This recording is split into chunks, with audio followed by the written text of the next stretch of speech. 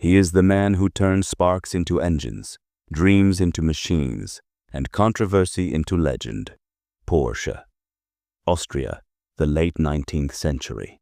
In the small town of Maffersdorf, young Ferdinand Porsche grows up in a world powered by horse-drawn carriages and flickering oil lamps. But while others see routine, Ferdinand Porsche sees possibilities. Born in 1875, Ferdinand Porsche was the third child of Anton Porsche, a master tinsmith. In their small workshop, iron and fire were daily companions. For Ferdinand Porsche, the rhythm of hammer and anvil became a lullaby of invention. As a boy, Ferdinand Porsche preferred experiments to textbooks. At night, he tinkered with wires and batteries, trying to understand the invisible current that could bring light to darkness. He struggled in school. Latin and mathematics offered little comfort.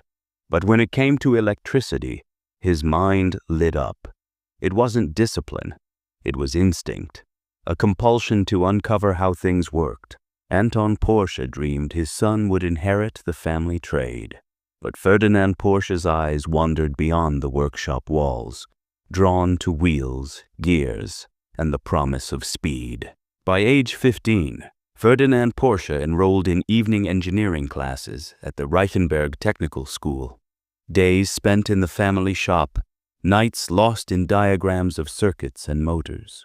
The turning point came when Ferdinand Porsche wired his family's home for electric light. In a town still lit by candles and lanterns, this act was revolutionary. A child taming lightning for domestic life. For Ferdinand Porsche, electricity was not a novelty. It was liberation. It meant machines could move without beasts of burden. Homes could shine without flame. He was restless, often sketching wheels, axles, and contraptions no one else could imagine. In his mind, technology wasn't a tool, it was destiny. As the century turned, Ferdinand Porsche stepped out of Maffersdorf, carrying with him not just his father's craftsmanship, but a vision of movement that would soon place him at the very heart of Europe's industrial revolution. Vienna, 1897. At just 22, Ferdinand Porsche left Maffersdorf behind. At Bela Egger & Co., an electrical firm buzzing with modern invention, he sharpened his instincts on real machinery, transforming theory into power. But destiny shifted in 1898 when Ferdinand Porsche joined Jacob Lohner & Koscher, a Viennese coach builder eager to explore horseless carriages.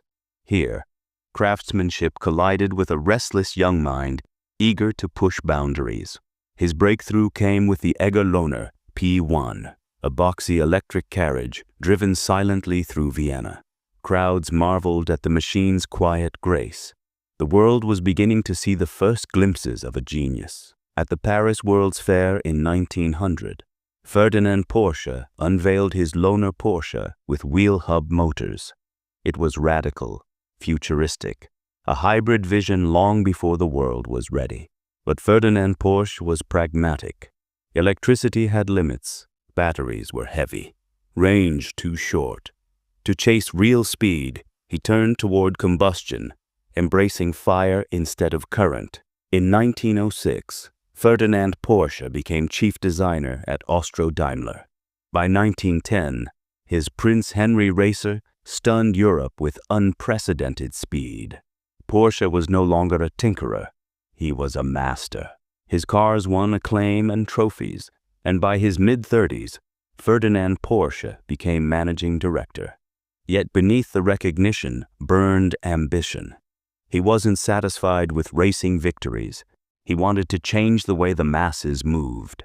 The 1930s brought opportunity and danger. Drawn into Adolf Hitler's vision of mass mobility, Ferdinand Porsche became instrumental in creating the Volkswagen, the people's car. The Volkswagen Beetle was ingenious, affordable, reliable, a machine for every family. But its origin was inseparable from dictatorship, built in the shadows of a regime that twisted technology for control. Ferdinand Porsche's brilliance had propelled him to the height of engineering fame. But now his legacy was no longer just about machines.